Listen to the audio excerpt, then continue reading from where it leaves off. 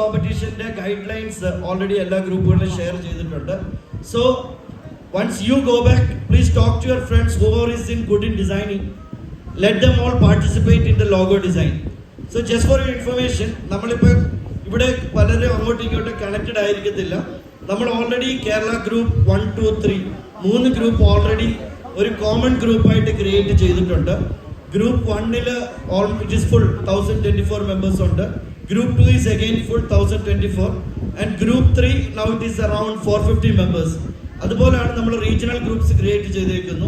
Regional groups Bangalore, Hyderabad ഉണ്ട്, ചെന്നൈ ഉണ്ട്, Mumbai, Goa, then കൽക്കട്ടയിൽ ആൾക്കാർ തീരെ കുറവാണ്, ഡൽഹി, പിന്നെ ഡൽഹി കൂടാതെ വേറൊരു നോർത്ത് ഇന്ത്യൻ ഗ്രൂപ്പ് ഉണ്ട്, പിന്നെ ഓസ്ട്രേലിയ ആൻഡ് ന്യൂസിലാൻഡ് ഉണ്ട്.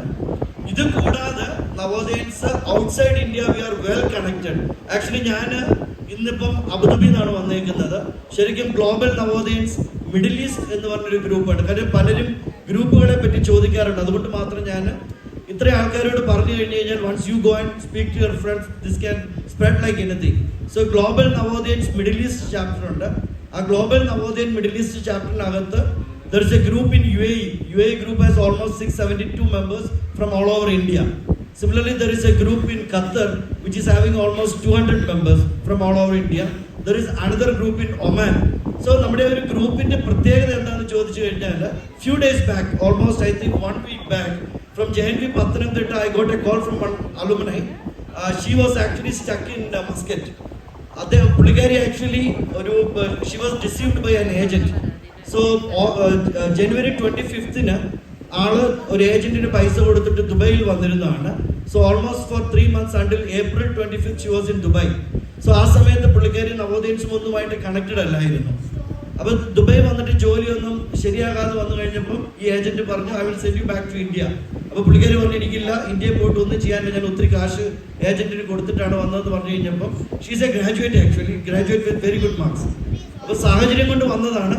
എന്നിട്ട് അവർ പറഞ്ഞു അങ്ങനെയാണെങ്കിൽ മസ്കറ്റിൽ ഒരു മെയ്ഡിന്റെ വേക്കൻസി ഉണ്ടെന്ന് പറഞ്ഞുകൊണ്ട് മസ്കറ്റിലോട്ട് പറഞ്ഞു വിട്ടു. അങ്ങനെ മസ്കറ്റിൽ പോയി ഓൾമോസ്റ്റ് 2 weeks മെയ്ഡായിട്ട് വർക്ക് ചെയ്തു. മെയ്ഡായിട്ട് വർക്ക് ചെയ്ത് കഴിഞ്ഞപ്പോൾ പുള്ളിക്കാരിക്ക് മനസ്സിലായി അവിടുന്ന് പൈസ ഒന്നും കിട്ടാൻ പോകുന്നില്ല. So what she did, she run away from the agent. അങ്ങനെ ഏജന്റിന്റെ അടുത്തുനിന്ന് റൺ അവേ ചെയ്തിട്ട് ഷീ ആക്ച്വലി ലൈക്ക് ഒരു മലയാളി റെസ്റ്റോറൻറ്റിലാണ് ചെന്ന് കയറിയത്. സോ പുള്ളിക്കാരിയുടെ ഒരു ഡിസ്റ്റന്റ് റിലേറ്റീവിന്റെ നമ്പർ ഉണ്ടായിരുന്നു കയ്യിൽ. ആ ഡിസ്റ്റന്റ് റിലേറ്റീവിനെ കോണ്ടാക്ട് ചെയ്തു. That was somewhere in first week of May and until last week she was with the agent, sorry with her relative എന്ന് പറയുന്നത് ചെറിയൊരു ജോലിയോ മറ്റോ ഉണ്ടായിരുന്ന ഒരു ഫാമിലിയാണ്. അവർ പുള്ളിക്കാരിയെ ടേക്ക് കെയർ ചെയ്തു. എംബസി പോയിട്ട് കംപ്ലൈൻറ്റ് ചെയ്തു. മെയ് തന്നെ എംബസി കംപ്ലൈൻറ്റ് ചെയ്തതാണ്.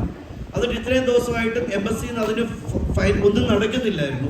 ഞാൻ ഈ സംഭവം അറിയുന്നത് സെപ്റ്റംബർ 15 ഞാനിവിടെ നാട്ടിലുണ്ടായിരുന്നു.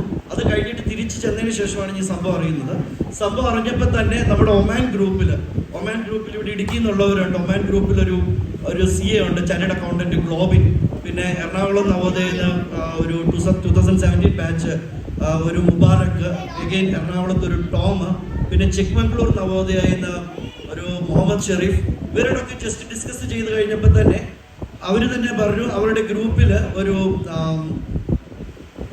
കടപ്പ നവോദയയിൽ ഒരു ആൽബർട്ട് ഉടൻ തന്നെ ഇന്ത്യൻ സോഷ്യൽ സെന്റർ വഴി ഇന്ത്യൻ എംബസി വിളിച്ച് പറഞ്ഞു. ഇന്ത്യൻ എംബസി വിളിച്ച് പറഞ്ഞിട്ട് പുള്ളിക്കാരിക്ക് പുതിയ പാസ്പോർട്ട് ഇഷ്യൂ ചെയ്തു. Day before yesterday she travel back to Kerala. ഞാൻ പറഞ്ഞു വന്നത് ബേസിക്കലി കുറേ കാര്യങ്ങൾ ഈ നമ്മുടെ ഗ്രൂപ്പിൽ നടക്കുന്നുണ്ട്. ഇപ്പോൾ ബാബു എഴുന്നേറ്റപ്പോൾ ഞാൻ വേറൊരു കാര്യം ഓർക്കുമായിരുന്നു. Actually like